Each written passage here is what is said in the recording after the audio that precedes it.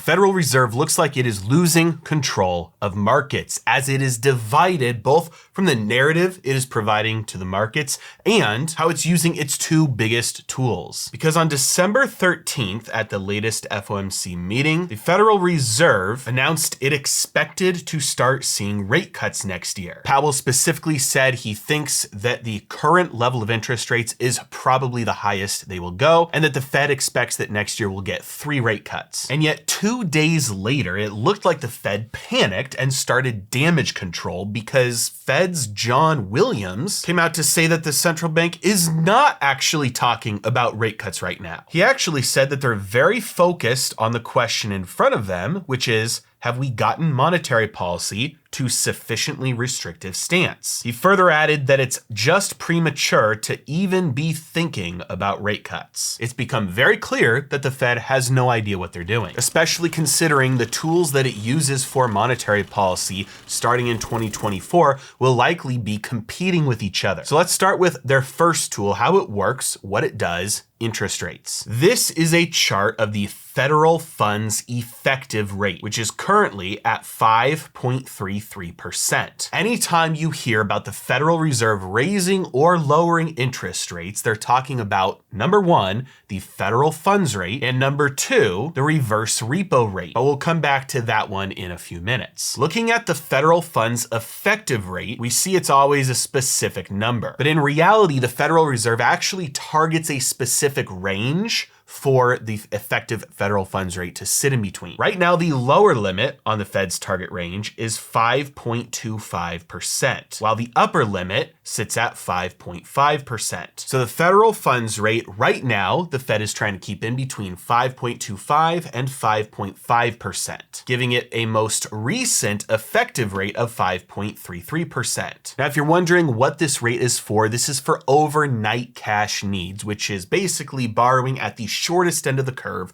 for one night. Scrolling down below the chart, we can see the explanation from the Fed, which says that it's the interest rate which depository institutions trade federal funds with each other overnight. We can see that the effective federal funds rate is determined by the market. However, it is influenced by the Federal Reserve through open market operations. Essentially, 2 banks will operate with each other. They'll agree upon a rate, but if there's no cash and everybody needs cash, the Federal Reserve will input the cash into the system necessary to make sure the rate stays in their range. So this is the federal funds rate, and it is outright directly controlled by the Federal Reserve. This is at the shortest end of the curve for one night only, and they always keep it between a very tight band of 25 basis points, or in other words, 0.25%. Now, if that whole thing sounded familiar to you, it probably reminded you of the repo market, which operates extremely similarly. This right here is a chart of the reverse repurchase facility at the Federal Reserve, which currently has $683 billion in it. In normal circumstances, this facility is not used, but to deal with all the money printing that happened during 2020 and 2021, and the fact that the Federal Reserve bought a bunch of collateral off the market, in other words, treasuries,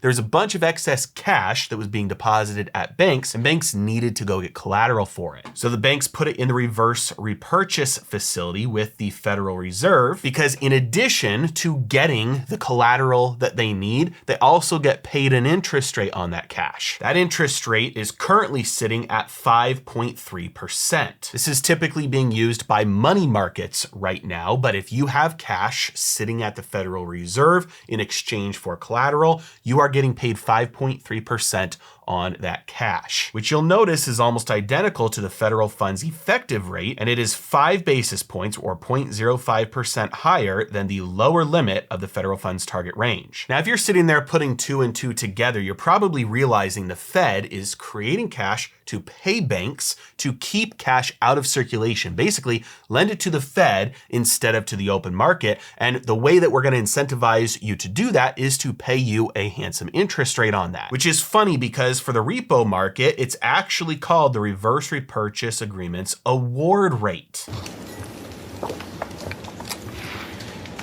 is like a reward. So the Federal Reserve uses both the Fed funds rate and the repo market in order to keep the shortest end of the curve, just the overnight rates, the identical rates that they want. But one thing that you probably noticed is that you don't get access to any of that, at least not directly. When you think of interest rates that impact you, you're probably thinking of your credit card rate, your mortgage, your auto loan, or any other form of debt. And not a single one of those other forms of debt have an interest rate that is actually outright controlled by the Federal Reserve. Even the interest rate that the federal government is paying on its ballooning national debt is not actually directly set by the Federal Reserve. However, that doesn't mean the Fed is not influencing those longer term interest rates. For the next moment, I'd like to share with you about a very important company who is sponsoring today's video, Monetary Metals.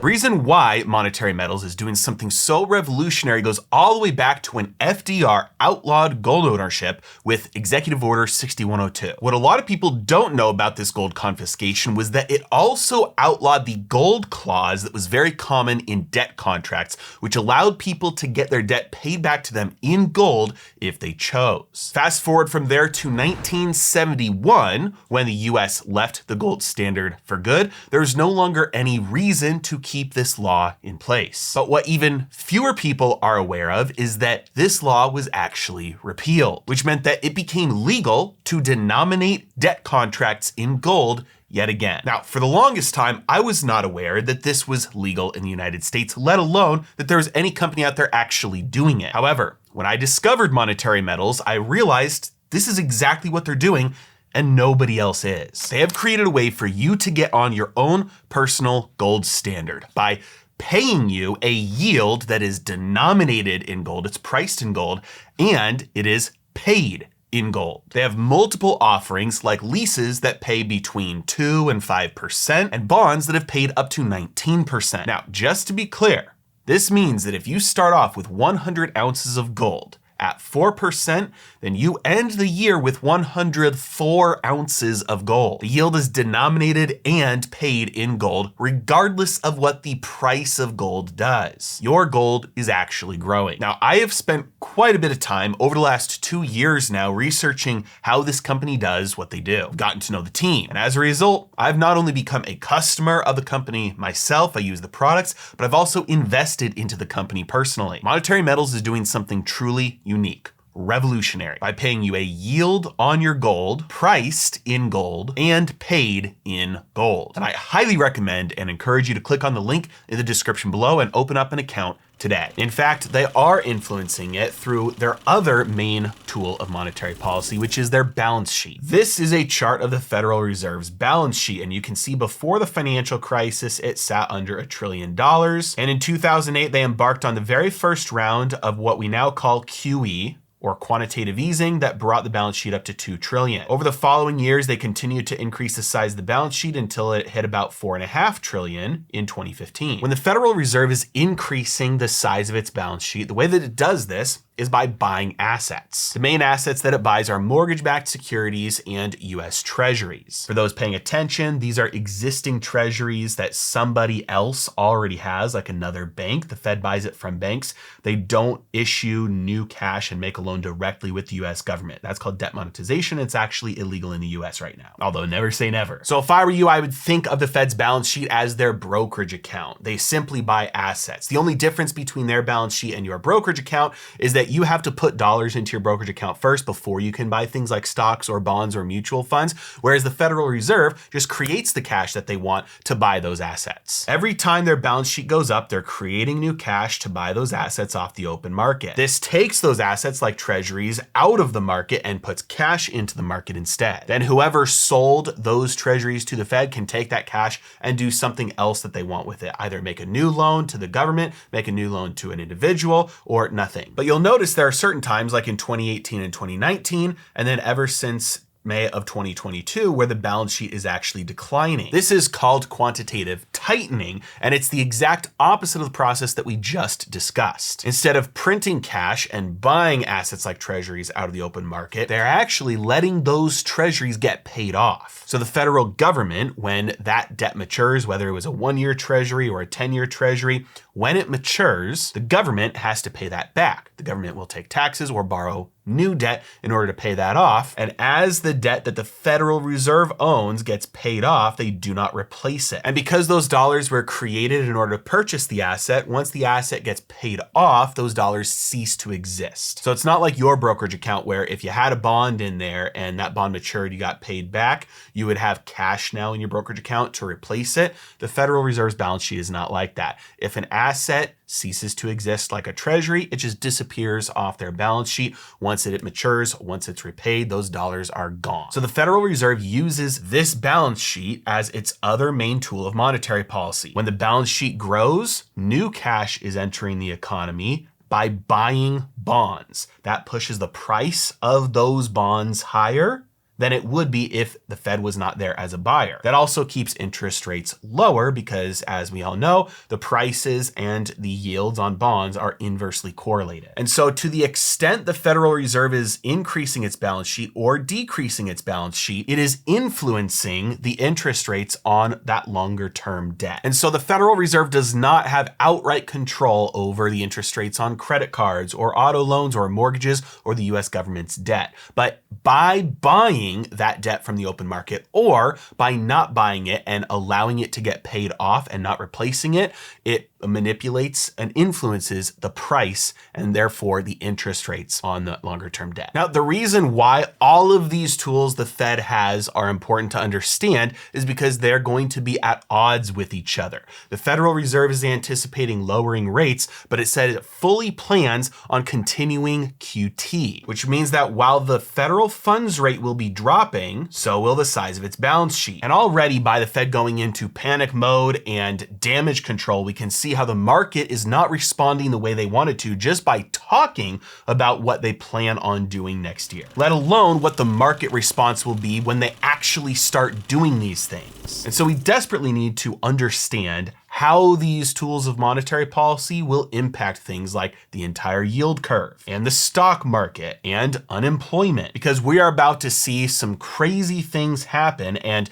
different uses of those tools than we ever have. And nobody is prepared for this. So first, we're going to have the federal funds rate start to get cut. This is at the shortest end of the curve. This means interest rates that are at the short end will likely be affected downwards, but the balance sheet will still be bleeding off. Quantitative tightening will continue, which means longer term interest rates will still have that upwards pressure. This right here is the current yield curve of the United States government debt, which is steeply inverted. And so with the Federal Reserve pushing short-term interest rates down while also continuing QT, which pushes long-term interest rates up, this will have an effect of steepening or uninverting the yield curve. If you know anything about the history of a yield curve, when it uninverts, that's typically when the recession starts. Number two, we have the force of the reverse repo facility being drained. As you may have noticed earlier in the video, this account used to have about $2.3 trillion in it, but as of the time of this recording, has a measly $683 billion in it. That's about a $1.7 trillion drain in 8 months or so. When the cash gets taken out of the reverse repo facility, it is used to buy short-term US government debt like T-bills. At the rate that money has been leaving the reverse repo facility, we probably have 2, maybe 3 months left before this is empty, which means all the government borrowing that is being done on the short end right now will not have this giant slush fund to borrow from. Same demand for government borrowing, but less cash to pull from, all else being equal, pushes up on short-term interest rates. And in terms of long-term interest rates, very little effect. So if you're keeping track, going into next year, we will have the force of the Fed funds rate pushing down on short-term rates and the balance sheet pushing up on long-term rates, while the reverse repo facility being drained will start pushing up on short-term rates. Now, to make matters even crazier, the Federal Reserve definitely doesn't know how this is going to play out, and it's most likely going to play out in unexpected ways, which means we're going to see the Fed respond in unexpected ways as well. And one of those could very well be Operation Twist. We know on the Federal Reserve's balance sheet, they have a lot of US Treasuries. And And we know they let those treasuries bleed off their balance sheet in a very organized and systematic way. If we zoom in on just the last couple of years, we can see that the pace at which their balance sheet declines is extremely consistent. Now, this is not because the amount of debt that they have is perfectly distributed so that when the federal government pays back that debt, it just happens to be the exact amount that the Federal Reserve wants to decrease its balance sheet by. Instead, what the Federal Reserve is doing is buying and selling the exact amount of US Treasuries necessary to maintain that consistent bleeding off of its balance sheet. We also know that the Federal Reserve has treasuries that are of all maturities. They've got short-term US government debt and they've got long-term US government debt. So even though they will be letting their balance sheet bleed off, they can choose which debt is retired. In other words, they can choose if it influences the short end of the yield curve more or the long end of the yield curve more. If the goal is to normalize the yield curve, this could be a very effective tool to do so. Continue to keep short-term rates down in conjunction with their Fed funds rate and push long-term interest rates up, again, using quantitative tightening. And obviously, if things start happening in treasury markets that they don't expect, they can use QT in order to manipulate the yield curve in a more orderly way as they see fit. And if you thought that sounded bad, like they always have these games that they're playing and they're always doing things to try and manipulate the market, this next one is a step beyond that. The US Treasury has the authority to do something called Treasury Buybacks. The federal government has two ways to take money. They can take it through taxes or they can take it through borrowing. Whenever they borrow, they eventually have to pay it back, whether it's through a 1-month T-bill or a 30-year treasury. When that debt matures, they have to pay it back. But remember, the only way that they can get money is to take it through borrowing or taxes. And the US government always spends more than it takes in taxes, so it's always borrowing more to pay off that old debt. Which means that normally when the federal government pays off an old loan, it's doing so when that loan matures, when it's due. But Treasury Buybacks gives the US Treasury the ability to actually buy back treasuries, which means hypothetically, if they needed to, let's say nobody was lending to the government for 10 years, 20 years, or 30 years. That would mean the price of those treasuries would tank as the interest rate skyrocketed. The federal government could do treasury buybacks and it could become the buyer of its own debt. Now, it's not taking enough in taxes to pay off some of that old debt, but it would just borrow at the short end. I'm using short end and long end here just as an example. It could absolutely be the opposite. The point is the Treasury is prepared if it needs to buy back some of its debt by borrowing new debt, basically borrowing new to pay off old before that old is actually due if it gets to the case where nobody wants it. There's massive dislocation and disorderly functioning of the treasury markets. In fact, the Treasury specifically says on its website that these buybacks are operations simply to test operational readiness rather than to meet a specific debt management need. They regularly do small buybacks just to test to make sure that they have the capacity to do a big buyback should they ever need to. Suffice it to say, we're going to see some funny business in the next year or two. We're going to see interest rates at the short end